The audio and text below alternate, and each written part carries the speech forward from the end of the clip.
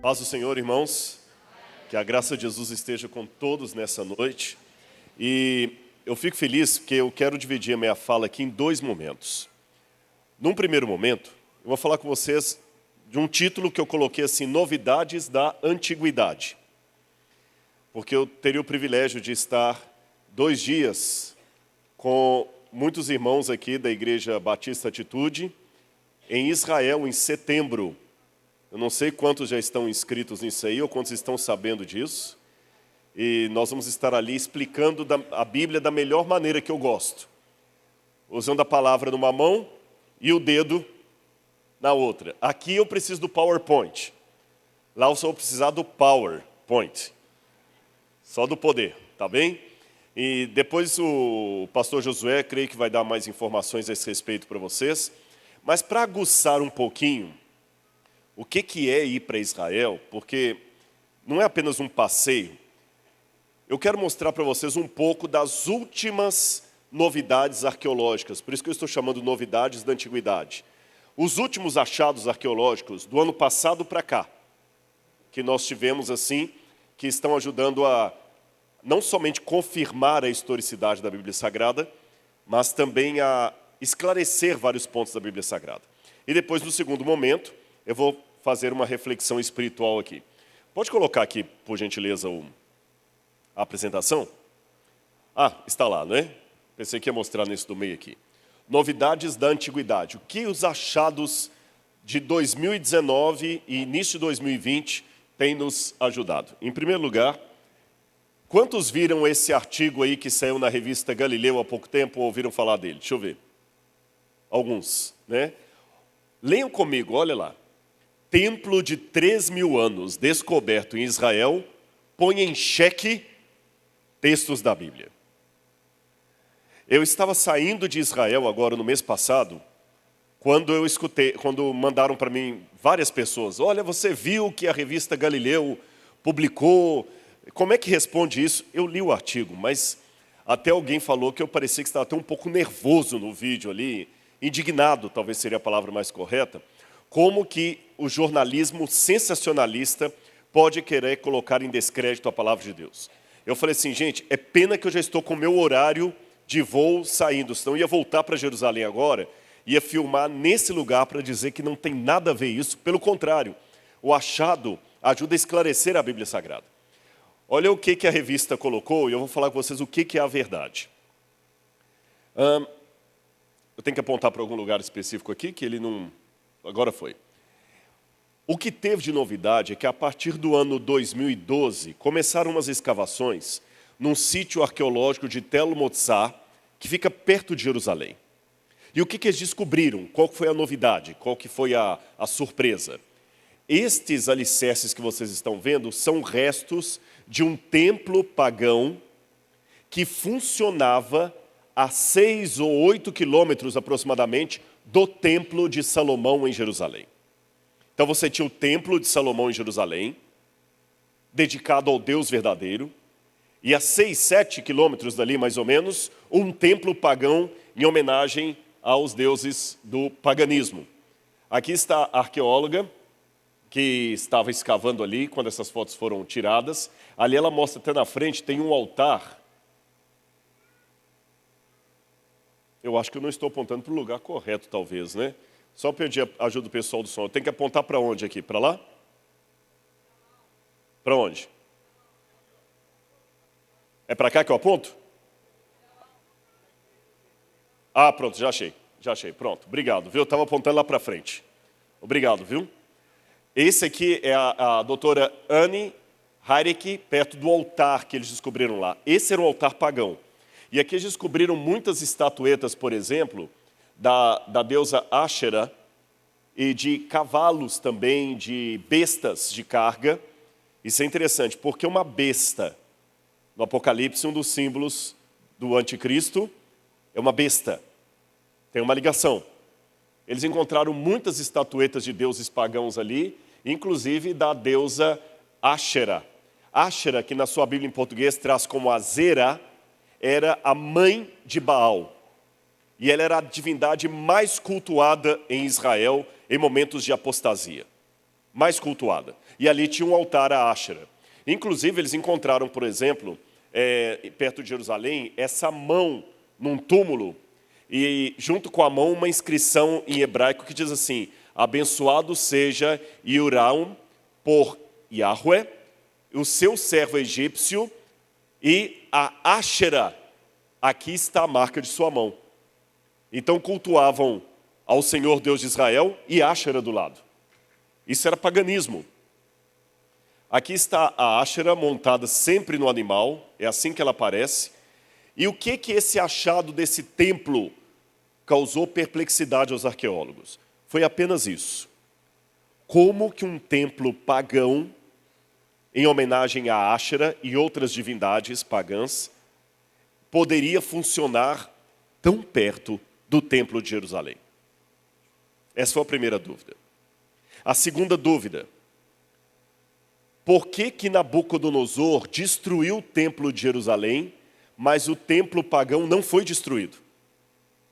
Ele ficou em funcionamento, ele ficou em pé. Essa foi a segunda pergunta. Terceira pergunta: não houve a reforma de Ezequias e de Josias, destruindo todos os altares pagãos? Por que aquele altar ali não foi destruído? Sendo que a Bíblia fala que todos os altares pagãos foram destruídos. Bom, essas são as dúvidas dos arqueólogos. Mas em momento algum, irmãos, isso aí coloca em dúvida a seriedade da Bíblia Sagrada. Pelo contrário, abram comigo a Bíblia em Jeremias.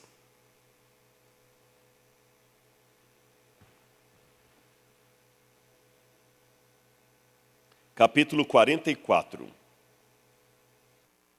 Jeremias, capítulo 44. Eu acho que até o capítulo 11 também tem alguma coisa que... Vou ler primeiro o capítulo 11. Leiam comigo Jeremias, capítulo 11, versículo 11. Posso ler? Na minha tradução diz assim: portanto, assim diz o Senhor, eis que trarei uma calamidade sobre eles, a qual não poderão escapar. Clamarão a mim, porém eu não os ouvirei. Então as cidades de Judá e os moradores de Jerusalém irão aos deuses a quem eles queimaram incenso, e a eles clamarão. Porém estes de modo nenhum os livrarão da hora da calamidade, porque os seus deuses, ó Judá, são tantos quantos as suas cidades, e os altares que vocês levantaram para coisa vergonhosa, isto é, para queimar incenso a Baal, são tantos quanto o número das ruas de Jerusalém. O que Jeremias está falando aqui? Que havia muitos altares pagãos em torno de Jerusalém. Então, em que situação que esse achado desmente a Bíblia? Só confirma. A prova maior que a idolatria não foi sanada com as reformas de Josias e de Ezequias é que Deus trouxe Nabucodonosor e os babilônios. Então o achado de Telo Motsá apenas coloca mais claro que havia um paganismo ali. E me ajuda até a ler a Bíblia de maneira ampliada. Agora eu entendo mais a mensagem de Jeremias quando eu vejo aquele altar pagão ali. E até entendo de uma maneira homilética por que Deus permitiu a destruição do templo de Jerusalém, mas poupou o templo pagão. Porque o que é de Deus, se não for seguido com fidelidade, o Senhor tira. Perceberam? Não tem nada que o achado desmente a Bíblia Sagrada, põe em xeque, pelo contrário, confirma. Agora, lembra que eu falei com vocês, qual é o nome da deusa, a mãe de Baal, que era muito idolatrada? Azera, ou Áshera. Ela sempre é colocada, a Áshera, ela foi adorada por vários povos, pelos fenícios, pelo povo de Ugarit, e ela sempre é mostrada como sendo uma prostituta montada no animal ali, vocês estão vendo? É sempre uma prostituta montada no animal, olha lá. Inclusive, olha lá, outra forma da Áshera, sempre uma prostituta montada no animal. Tem um hino de Áshera encontrado em Ugarit que diz assim, olha, porque tem Áshera, a dama do dia chegado, ela é a criatura dos deuses chegou. Se vocês estão com fome, venham comer. Se vocês estão com sede, venham beber. Comam ou bebam. Comam o fruto da mesa e bebam o vinho do copo. Bebam o sangue das árvores do cálice de ouro que Áxera traz.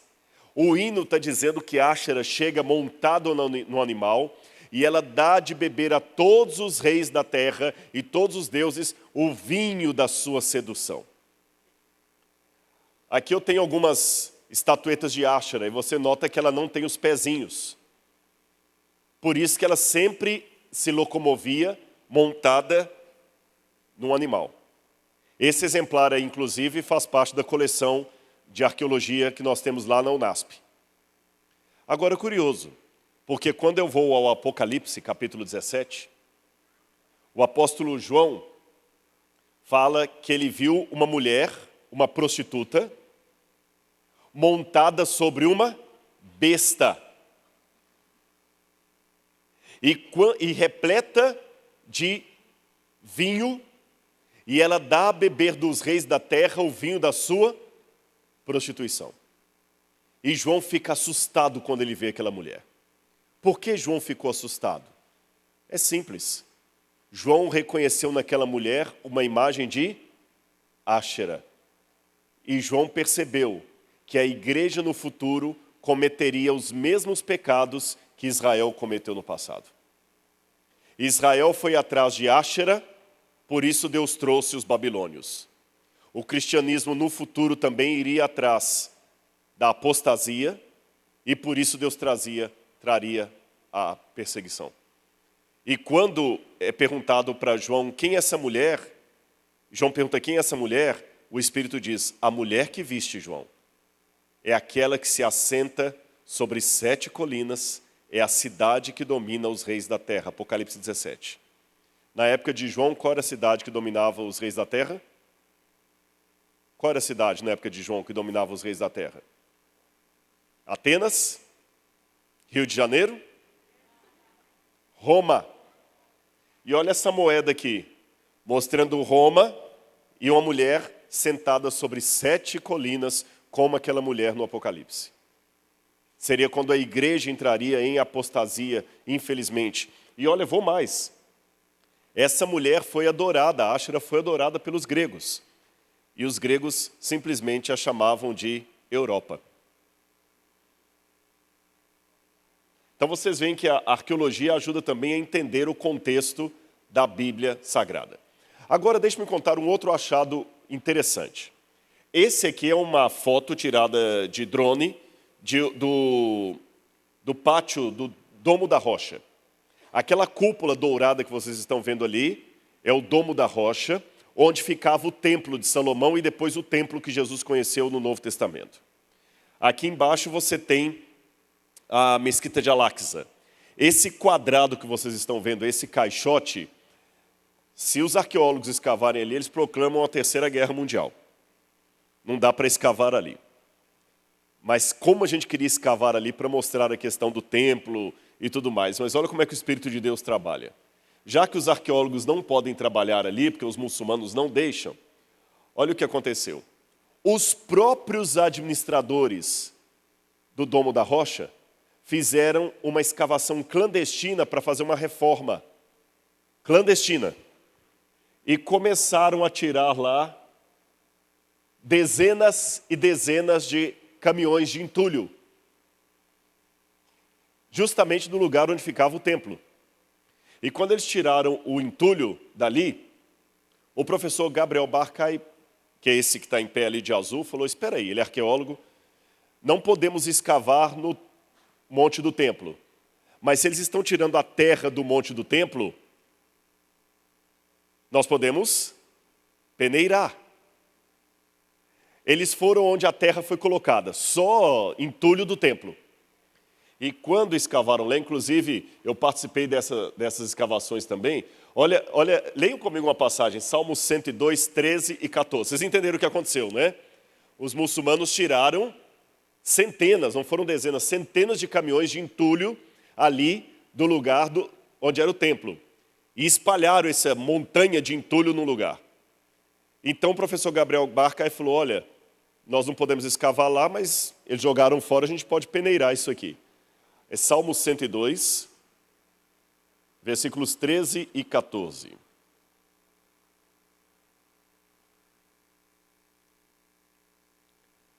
Olha o que diz aqui na minha tradução. Tu te levantarás e terás piedade de Sião.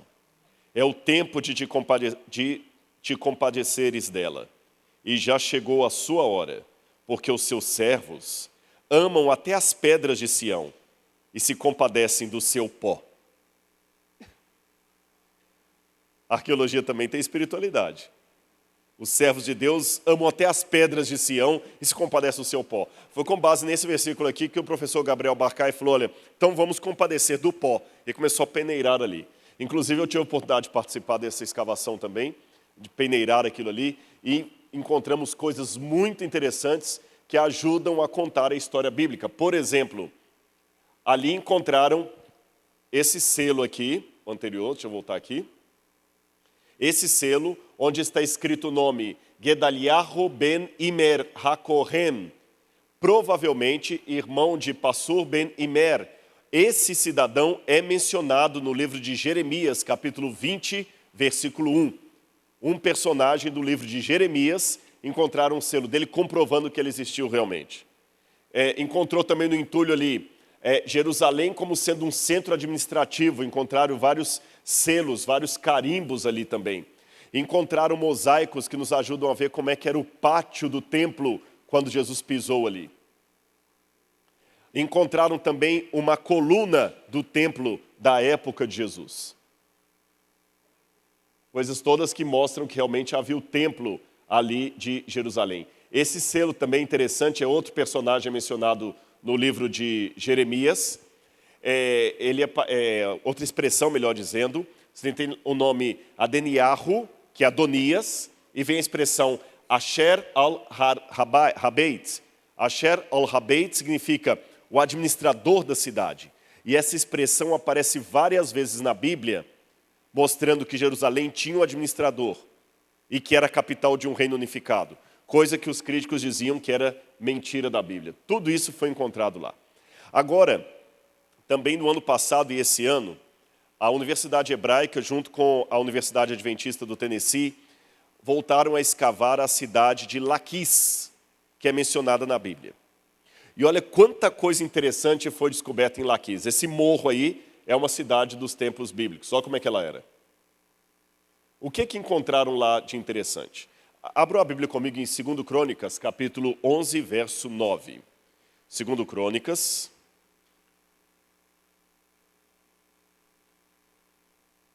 capítulo 11, verso 9. Olha o que a Bíblia fala de Roboão.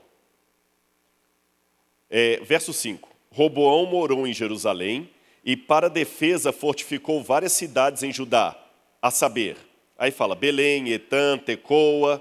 Aí no verso 9 fala Adoraim, Laquis. A Bíblia fala que Roboão colocou muros em Laquis. Os críticos da Bíblia, à semelhança dos autores daquela revista que eu mostrei no início, diziam, mentira da Bíblia, Laquis nunca teve muralhas nessa época. Laquis não tinha muralhas. E agora, no final do ano passado, o pessoal escavando lá, descobriram o quê? As muralhas que datam justamente da época de Roboão, conforme a Bíblia diz. Por que é importante isso aqui? Você pode falar assim, Rodrigo, mas tá aí, qual o valor disso? Eu digo a você por quê. A Bíblia, diferente de outros livros sagrados que existem por aí, é importante que a história que ela conta seja verdadeira. Se eu fosse muçulmano, se ao invés de estar numa igreja, eu estivesse numa mesquita, talvez ninguém me convidaria para vir aqui, e talvez o líder aqui estava chamando vocês para fazer uma caravana para Meca, para ver a Caaba lá, não para ir para Israel. Por quê? Por que esse esforço para ir para Israel? Eu vou explicar a você por quê. Não existe arqueologia do Alcorão. Não existe arqueologia do Bhagavad Gita. Mas a Bíblia é o único livro religioso que fala, nós estamos contando uma história verdadeira, e se ela não for verdadeira, esqueça o que nós falamos. Quando os profetas vão falar da ressurreição de Jesus, os do Novo Testamento, ele fala assim, porque nós vimos com os nossos olhos, nós tocamos, nós conhecemos o Senhor, o Verbo se fez carne e habita no meio de nós. O livro de Atos dos Apóstolos está cheio de data, de nomes, de autores. Por quê? Eu expliquei isso até na entrevista que eu dei agora ali para o Instagram da universidade. Eu não posso, pela arqueologia, provar que Jesus é Deus. Eu não posso, pela arqueologia, provar o batismo com o Espírito Santo. Não é tema da arqueologia provar isso. Mas qual que é a contribuição da arqueologia? Eu posso, pela arqueologia, provar que a história que a Bíblia falou é verdadeira. Se a história que a Bíblia falou é verdadeira, então a teologia que se assenta sobre essa história também será verdadeira. Vocês entenderam? Esse é o primeiro papel da arqueologia. E o segundo, ajudar a contextualizar a Bíblia, como eu falei, do achado de Telo Motsar, que amplia muito mais a pregação de Jeremias para mim. Então o achado desse muro é verdadeiro. E silencia os críticos também. Opa. Muito rápido. Deixa eu voltar aqui mais um pouquinho, só um minutinho. Devagar. Pronto, olha mais um aqui. Estou apanhando mesmo com o negócio aqui, ainda não achei o pontinho. Pronto. Olha como é que a Bíblia é verdadeira nos detalhes. Essa é a entrada da cidade de Laquis que o pessoal escavou. Eu escavei uma vez lá também. A entrada da cidade. Você nota que ela tem 3 câmaras de um lado, 3 câmaras do outro e um corredor no meio, perceberam? Um corredor, 3 câmaras, 3 câmaras. Para que eram essas câmaras? 2 funções. Primeiro, ou 3, ali ficavam soldados, posto policial. Segundo, aduaneira, onde o pessoal cobrava os impostos. E terceiro, lugar de julgamento. Lembra que a Bíblia tem várias histórias de pessoas que sentavam à porta da cidade para fazer o julgamento? Lembram-se disso? O caso, por exemplo, de Ruth e Boaz. Onde é que foram resolver o problema? Na porta da cidade. Ali nós temos um dos rapazes escavando sentado à porta ali, onde vários julgamentos aconteceram. Mas olha que quando o pessoal estava escavando lá, no ano passado, eles descobriram na 3ª câmara um altar. Vocês estão vendo marcado ali? Só que o que chamou a atenção desse altar é que o altar estava, ali quando eles estavam desenterrando, descobriram um altar pagão, só que o altar estava quebrado. As pontas do altar estavam quebradas. E dá para perceber na arqueologia quando uma coisa foi quebrada por acidente ou de propósito. Você encontra um celular trincado, você fala, coitado, caiu no chão e quebrou. Você encontra um celular esmiuçado, você fala, a namorada pegou a senha do WhatsApp.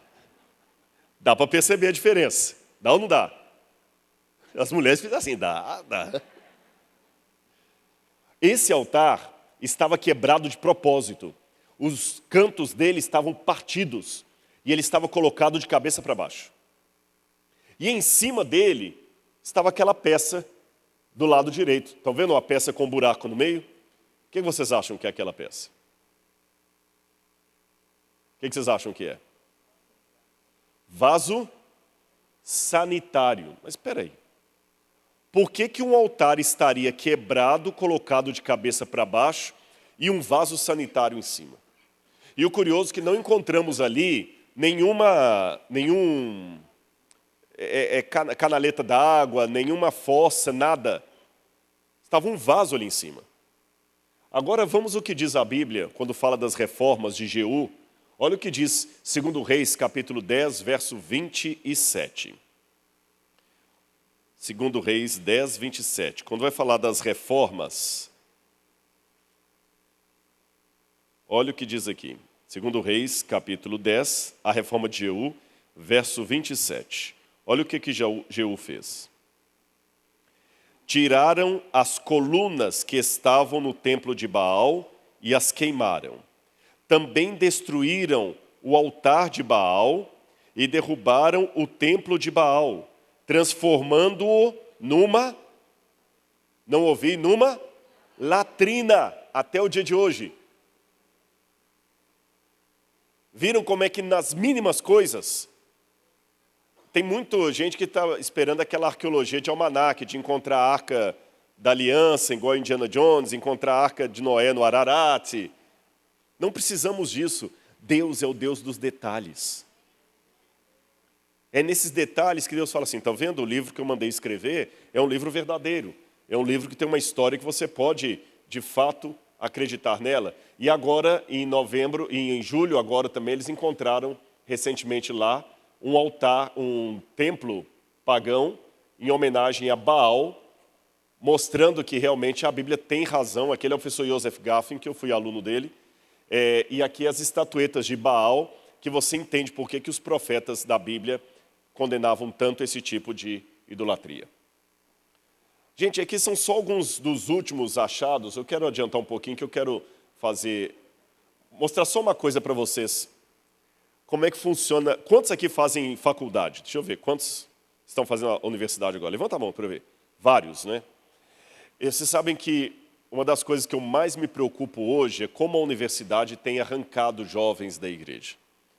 Porque você chega, tem um professor brilhante, doutor, ensina aquela matéria há muito tempo, e ateu, que já chega em sala de aula assim, olha, tem alguém aqui que acredita nesse negócio de Bíblia, de criacionismo, e começa a ridicularizar e falar, olha, e é difícil, às vezes, você não tem argumento.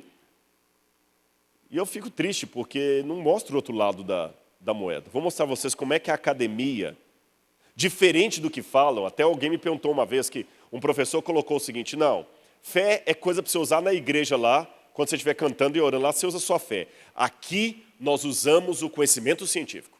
Você tem o senso comum, que é o conhecimento do povão, e o conhecimento científico. A fé está no senso comum. A academia não. A academia ela vai pelo que dá para ver e tudo, evidência. Não. A academia também é política, preconceituosa e tem muita dissidência lá dentro e muita coisa errada também. Não seja ingênuo de acreditar que a academia é todo mundo certinho, bonitinho, trabalhando só com revisão de pares e artigo indexado. Vou dar um exemplo para vocês. Haja vista que o Brasil agora está tendo uma crítica tremenda porque colocaram um criacionista para ser o presidente do CNPq.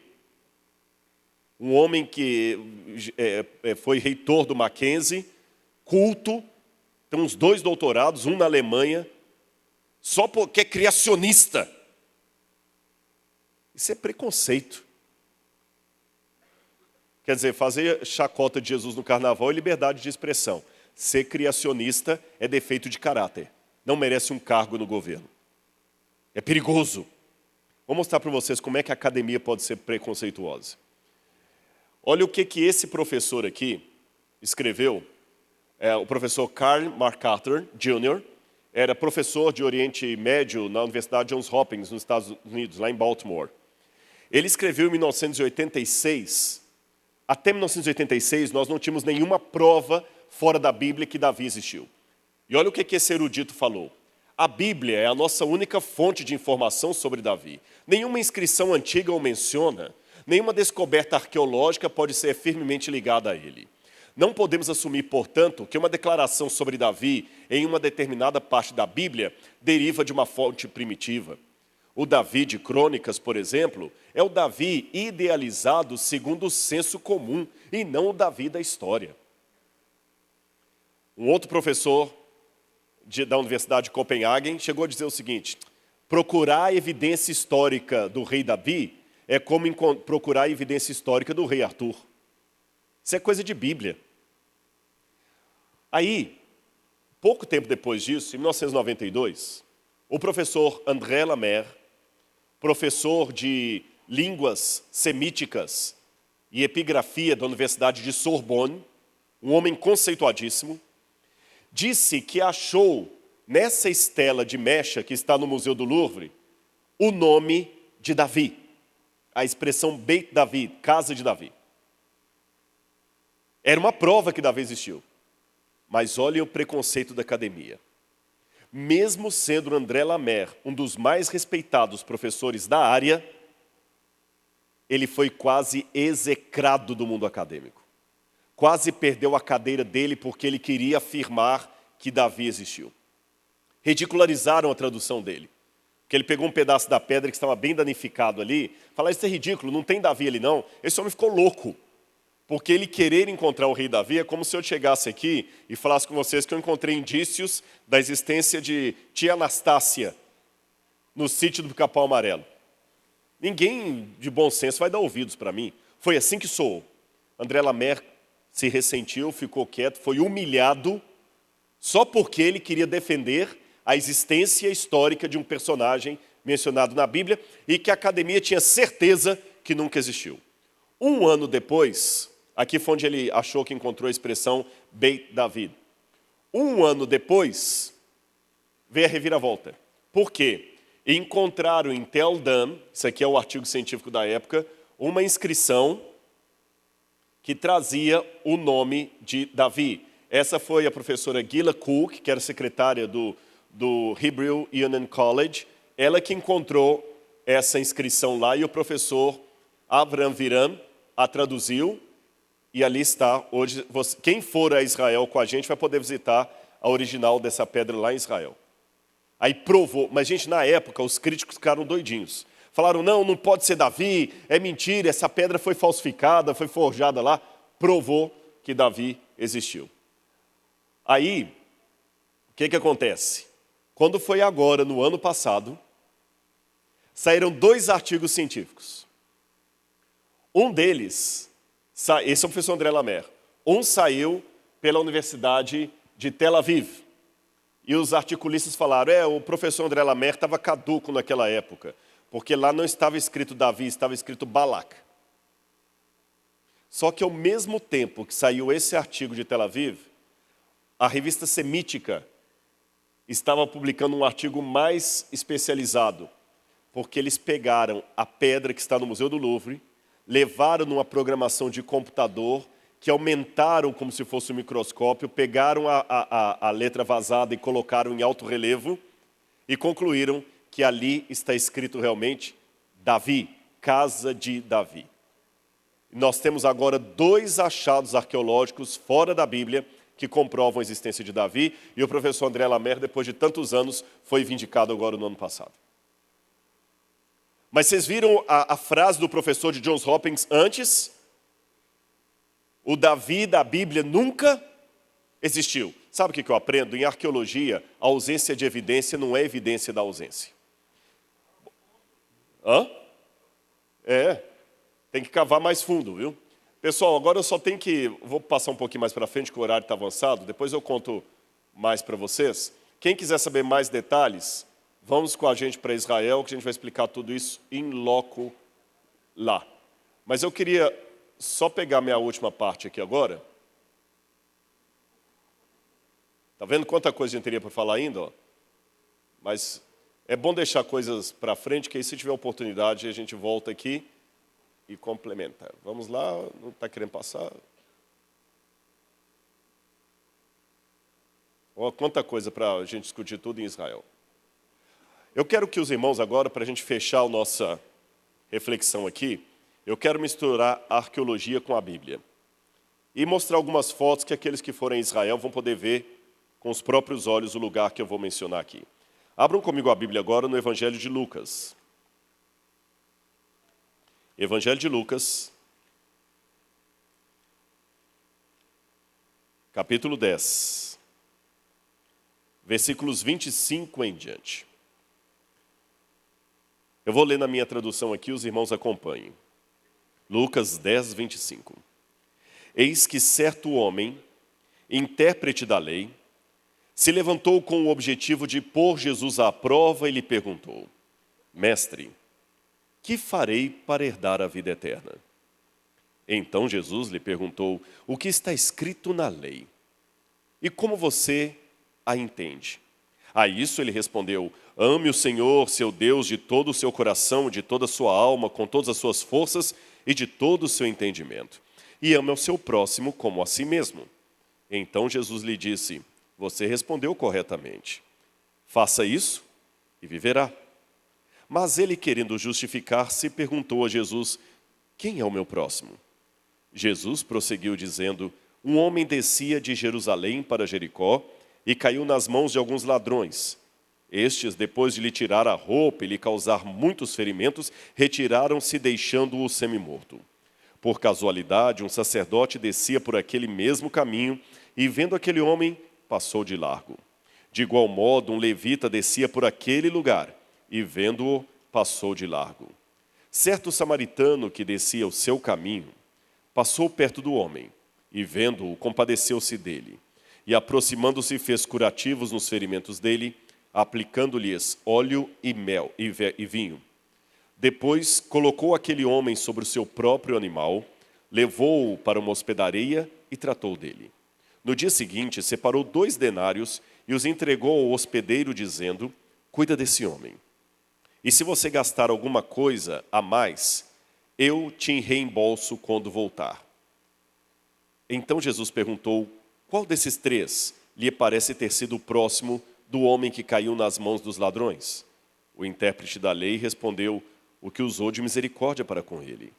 Então Jesus lhe disse: pois vá e faça o mesmo. Fica com a Bíblia aberta. A Bíblia fala que um homem se levantou com o intuito de pôr Jesus a provas. Jesus talvez estava sentado dando alguma explicação e naquela época era comum a pessoa participar do sermão levantando perguntas, comentários ou até objeções. Aqui, se nós tivéssemos esse costume também das pessoas participarem do sermão, uma maneira educada de você pedir a palavra seria qual? Na nossa cultura. Levantando a mão. Naquela época, a pessoa se colocava em pé. Só que a Bíblia diz que aquele homem se colocou em pé, querendo colocar Jesus à prova. E quando a gente lê essa história que Jesus contou do bom samaritano, geralmente a gente pensa que Jesus está falando ali de caridade. Hospital Bom Samaritano. É um bom nome para um hospital, né? Faz caridade. E pode fazer um sermão do tipo: olha, assim como o samaritano ajudou aquele homem, ajude você também. Mas quando a gente vai olhar o texto assim, não parece que o tema ali é caridade. A Bíblia fala que aquele homem queria colocar Jesus à prova. E ele perguntou a Jesus uma pergunta estúpida: que farei para herdar a vida eterna? Eu destaquei algumas palavras ali, ó. Que farei para herdar a vida? E Jesus perguntou: o que está escrito onde? Na lei. E o homem, que era um doutor da lei, responde citando a lei. E Jesus diz: faça e viverás. Fazer, vida. Fazer, vida. Lei, lei. Fazer, vida, lei, lei. Lei, fazer, vida, lei, fazer, vida. Isso aqui parece comigo mais uma discussão sobre salvação. Justificação pela graça ou pelas obras? Não parece caridade. A hermenêutica me aponta num outro caminho. Vamos analisar um pouquinho para tentar entender isso à luz da arqueologia, do contexto e da Bíblia Sagrada? Para a gente levar uma mensagem hoje para casa? Eu vou confessar para vocês uma coisinha de aconselhamento pastoral. Espero que o pastor Josué não fique bravo para eu contar esse segredo.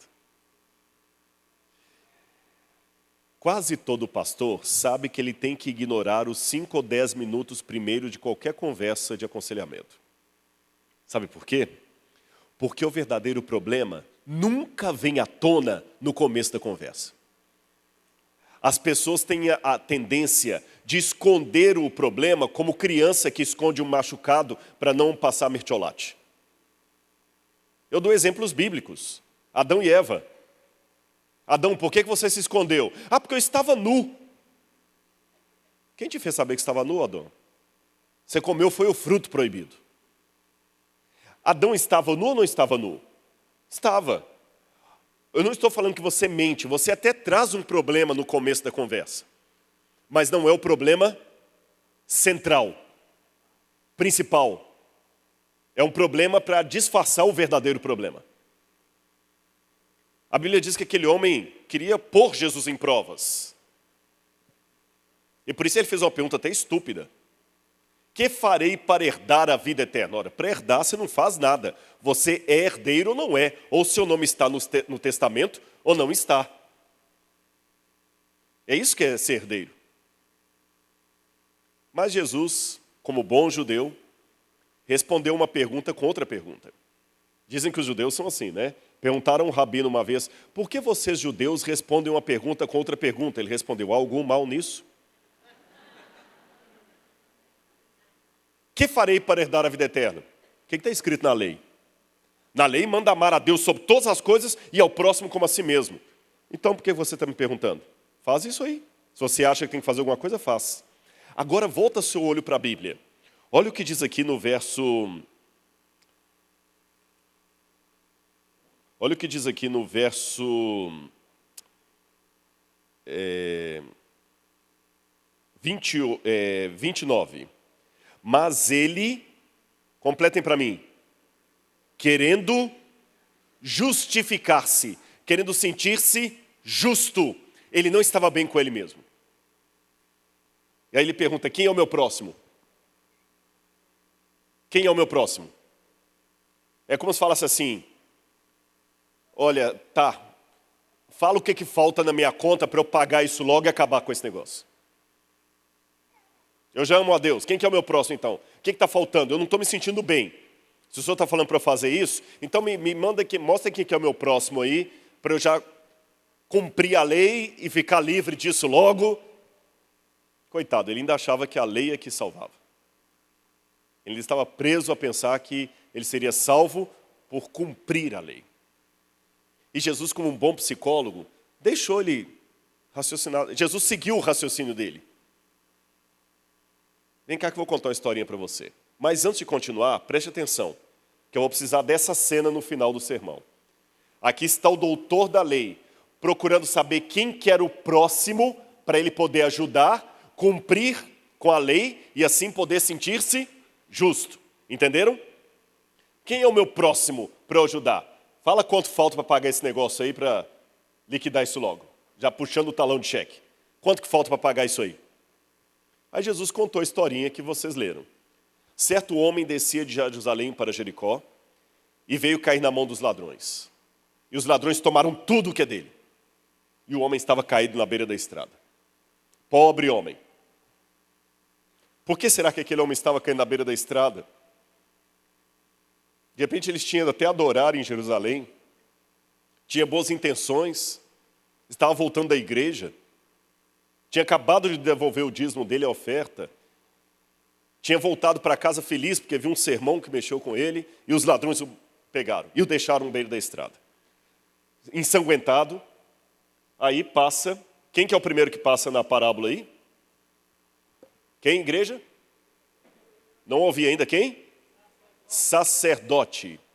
E o sacerdote ajudou aquele homem, e o curou, levou para o hospital. Não é isso não? O sacerdote passou de largo.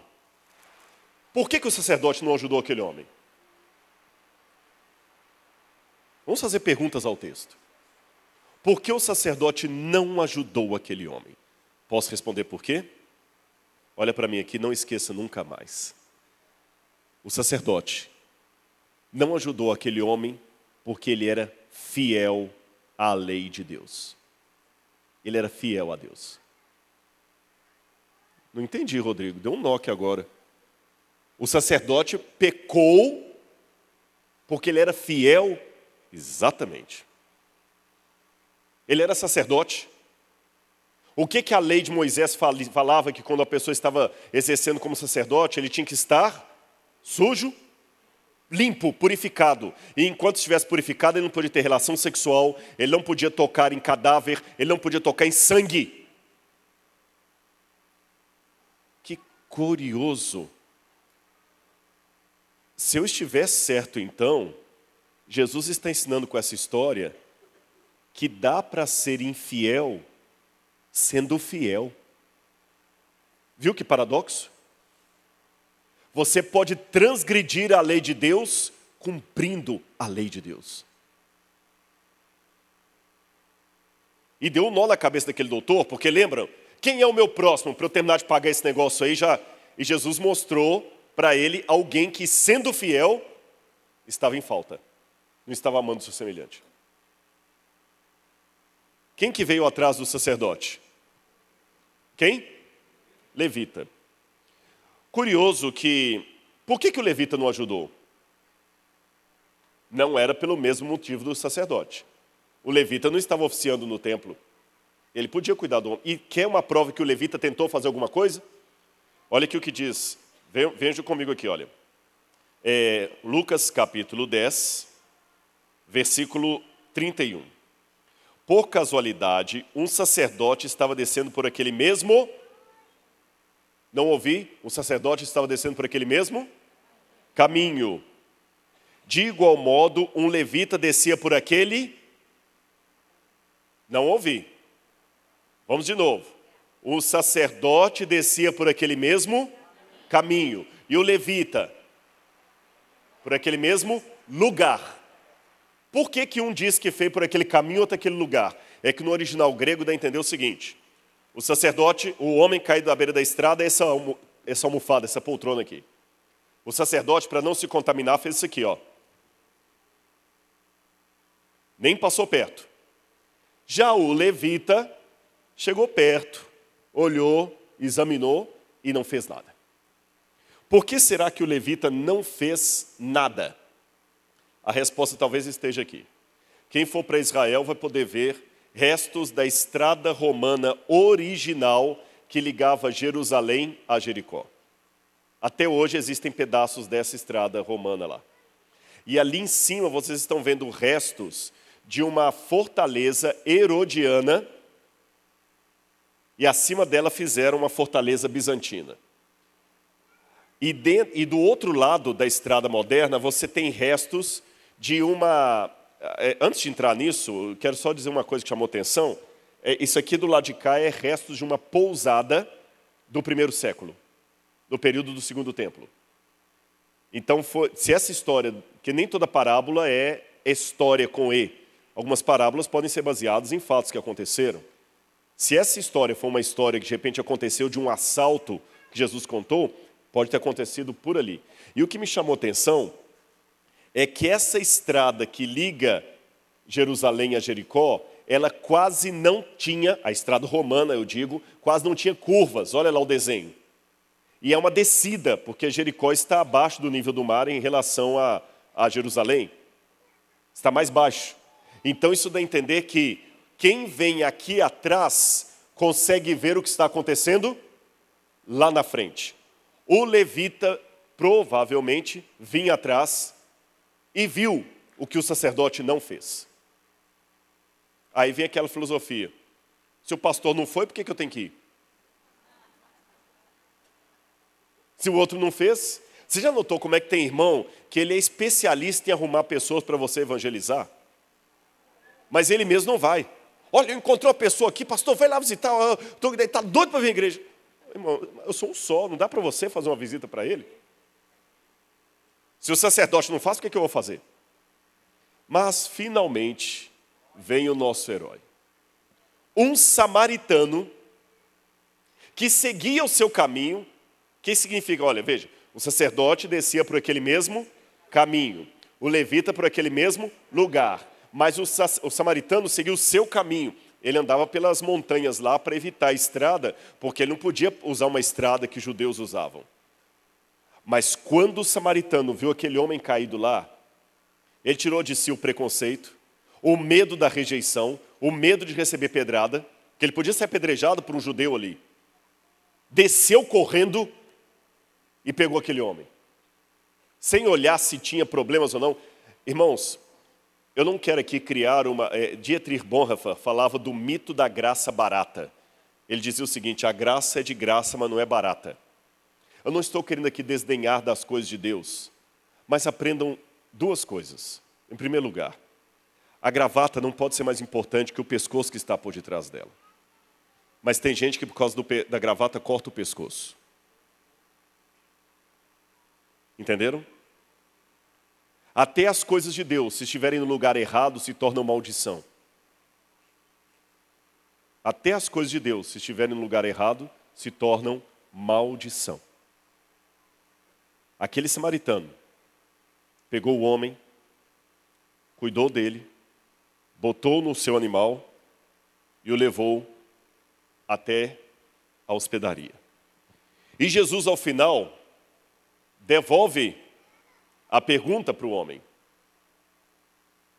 Mas eu quero voltar aqui. Qual foi a pergunta que o doutor da lei fez para Jesus, por último, antes dele contar a parábola?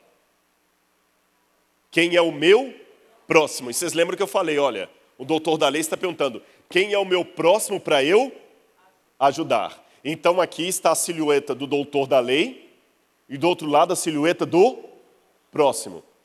Se aquele é o próximo, esse é o doutor da lei. Só tem dois personagens aqui, o próximo e o doutor da lei. Olha como Jesus inverteu a pergunta. Quem foi o próximo? Quem foi o próximo daquele que caiu nas mãos dos salteadores? Vocês perceberam isso? Você está querendo saber quem que é o próximo para você ajudar? É você que está precisando de ajuda. Você que precisa de ajuda. É você que precisa ser ajudado. Você que se levantou querendo me colocar em provas, na verdade você está querendo se sentir justo. Você precisa de salvação. Você que está caído no chão, ensanguentado, e de repente nessa noite, eu estou falando para pessoas que estão caídas e nem se deram conta que precisam de ajuda. E sabe por que às vezes você não encontra ajuda? Porque a primeira coisa que você precisa ter é a humildade para aceitar a ajuda de alguém que você despreza, de alguém que é samaritano. Porque Jesus, muitas vezes, é a figura desprezada desse mundo. Jesus hoje está fora de moda. Por quê? Porque Jesus é criacionista. Jesus acreditava na literalidade da Bíblia. Jesus acreditava que Deus criou o céu e a terra. Jesus acreditava no casamento como a Bíblia coloca. Jesus acreditava em coisas que hoje são consideradas fora de moda.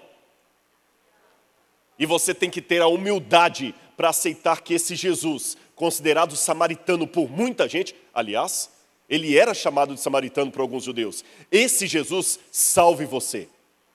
Um Jesus que não está nos padrões do politicamente correto. E pegue você e leve você. Eu aprendi uma coisa, eu não sei nadar, mas eu aprendi uma lição de natação. Se algum dia eu estiver afogando, e vier alguém me socorrer, a primeira lição, aprenda comigo se você também não souber nadar como eu. Não atrapalhe o seu Salvador. A pior coisa que tem é você entrar em desespero e estrangular o bombeiro e não deixar ele te tirar da água. Quer ser salvo? Eu vou te falar qual é o seu papel na salvação. Não atrapalhe o seu Salvador. Deixe ele tirar você do chão. Agora, o que me chama a atenção nessa história, eu quero mostrar uma coisa para vocês,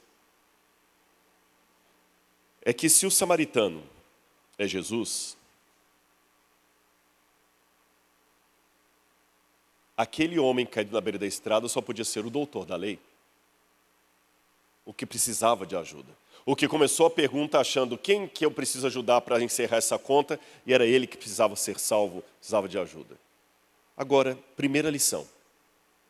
Jesus não salva alguém para deixá-lo à beira da estrada. Jesus tira da beira da estrada, ele tira do mundo. E hoje existe um movimento, eu até estava conversando lá dentro com os pastores, eu quero escrever um livro sobre isso, já estou rascunhando um livro sobre isso. Qual o papel da igreja na salvação, na vida do crente? Porque estão dizendo coisas por aí, pastor, que não são bíblicas. E desculpe, eu não quero contradizer nada, eu não estou na minha igreja, mas vou tomar licença para falar isso aqui. Uma frase muito, a igreja sou eu. Não, a igreja somos nós. A igreja não é você na sua casa assistindo um sermão na internet. A igreja é você reunindo junto, para cultuar junto. Deus não salva alguém do mundo para deixá-lo lá. Mas curioso, já que eu falei de igreja e mundo, o samaritano salvou aquele homem, não o deixou na beira da estrada, mas também não levou aquele homem para casa. O samaritano não levou aquele homem para Jerusalém. O samaritano levou aquele homem para onde? Hospedaria. A hospedaria era um lugar na beira da estrada, onde todo tipo de gente ficava. O rico e o pobre. Isso eu falo arqueologicamente falando, pelo que a gente tem dos indícios arqueológicos ali, porque era uma estrada de mais ou menos 25 quilômetros, mas você, dependendo do horário que você saía de Jerusalém, a pé, você tinha que dormir na hospedaria, porque era perigoso, de noite lá havia muito assalto. Então, o rico ficava lá e o pobre também. Uma pessoa religiosa, uma menos religiosa. Essa hospedaria representa a igreja. Quando Deus te salva, Ele não te salva para te deixar no mundo, Ele te tira do mundo, mas Ele ainda não te leva para a Nova Jerusalém. Ele te traz para a hospedaria, para a igreja. E ser salvo requer um grau de humildade muito grande. Primeiro, para admitir que eu preciso de salvação. Segundo, para não atrapalhar o meu Salvador. Terceiro, para deixar que o meu Salvador me salve, mesmo sendo ele um samaritano que eu aprendi a desprezar desde a infância. E quarto lugar, deixar que esse samaritano me leve para a igreja dele, onde todo tipo de gente vem. E o mais interessante, ter a humildade para estar dentro da igreja, cultuando ao lado do samaritano, que eu desprezo, e ao lado do sacerdote e do levita, que recusaram me ajudar. Você teria humildade espiritual para Deus te trazer para a igreja, onde tem pessoas que te recusaram o pão? Você aceitaria adorar do lado do levita e do sacerdote que te deixaram na beira do caminho, sem prestar socorro? Você teria essa humildade? Ou você fala, não, aí eu não entro, porque esses dois que me recusaram a ajuda estão aí dentro. Ou você aceita e deixa o samaritano levar você para a hospedaria. Todos os dias, o samaritano Jesus vem trazendo pessoas para a hospedaria. Mas ele não deixa os que lá estão sem fazer nada. Pelo contrário, a parábola termina dizendo que ele entregou 2 denários ao dono da hospedaria. E o que ele disse? Cuida desse homem. E se alguma coisa você gastar a mais, eu te indenizarei quando voltar. Eu não sou contador, não sou economista, mas uma coisa eu já aprendi.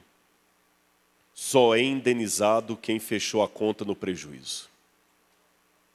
E de repente alguém está falando assim, pai, mas eu já estou cansado de cuidar da igreja aqui, eu venho, eu ajudo no ministério de louvor, eu ajudo limpando, eu faço, aconteço, eu só estou com prejuízo, eu não estou vendo nenhum lucro nisso.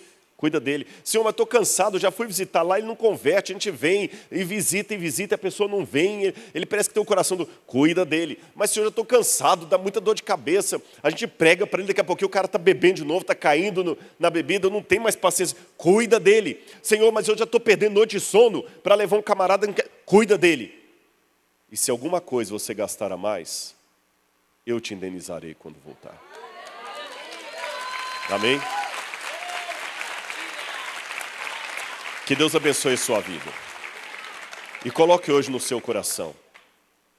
Se você estiver caindo à beira do caminho, deixe o samaritano te buscar e te salvar. E se ele te levar para a hospedaria, vá com ele. E uma vez na hospedaria, cuide dos demais que ele vem trazendo todos os dias.